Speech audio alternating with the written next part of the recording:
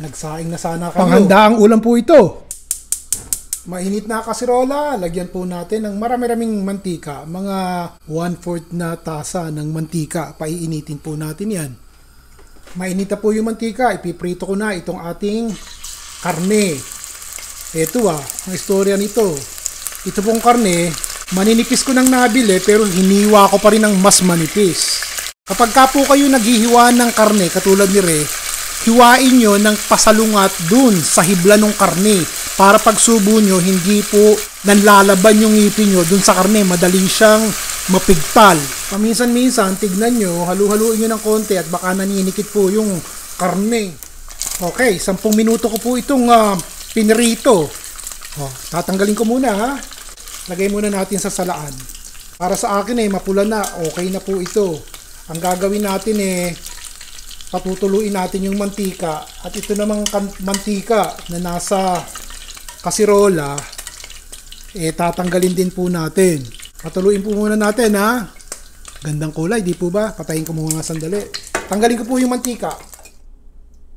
Ito po yung tinanggal kong mantika. Nagtira lamang ako ng 2 kutsarang mantika dini sa ating kasirola.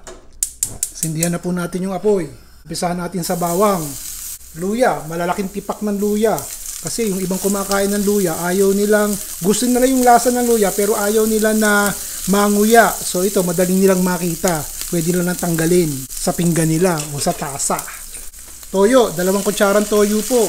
Lagyan na natin ng tubig, 1 tasang tubig. Lagyan ko na po ng paminta. Hindi po pwedeng walang asukal iriya. So lagyan natin ng kalahating kutsarang asukal. Bahala po kayo kung gusto nyo dagdagan pa ng konti ng tumamis at maalat ang lasa nitong ulam natin. Siya, haluin po natin yan. Habang kumukulo po yun, lagyan na natin ito pampalapot. Kalahating tasa ng tubig at 1 kutsarang cornstarch. Kumukulo na ito ilalagay ko na po ang celery. 2 tangkay po ito ng celery. Hiniwa ko ng pahilis ba. Yung siguro 1 tangkay ng celery malaki-laki lang ng konti ang 1 ruler sa 1 tangkay. So 2 po ang aking nilagay. Ito namang ating siling pula kalahati lang po ito ng 1 maliit na siling pula na hiniwa ko ng maninipis. Dahil nung isang araw nagluto po tayo na may siling pula hinati ko at ito sinama ko sa ulam natin ngayon. At saka maraming sibuyas na mura. Madami po yan. Mura lang naman ang sibuyas na mura Doon tayo napamahal sa gulay at sa karne.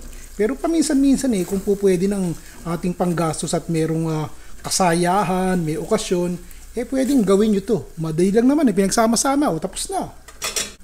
Lutuin po natin ng bahagya yung gulay. 1 minuto lamang. Lalagay ko na po itong ating pampalapot.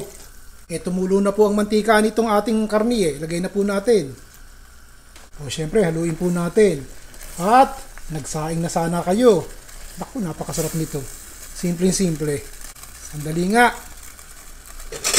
Pasintabi po sa mga kaibigan natin na hindi kumakain ng karne. Paminsan-minsan po pagbibigyan natin ng kahilingan ng ating ibang kaibigan dito na humihiling na magluto daw po ako ng ibang putahe naman maliban sa gulay palagi o isda. So ito po, nilahukan natin ng karne. Napakasimple lang naman ang gawin. Yun nga lang po, ang Ricardo may kamahalan. So kapag kami okasyon, ito na po ang lutuin nyo. Kung nanonood ba kayo by this time, maraming salamat po. Ron Villar po.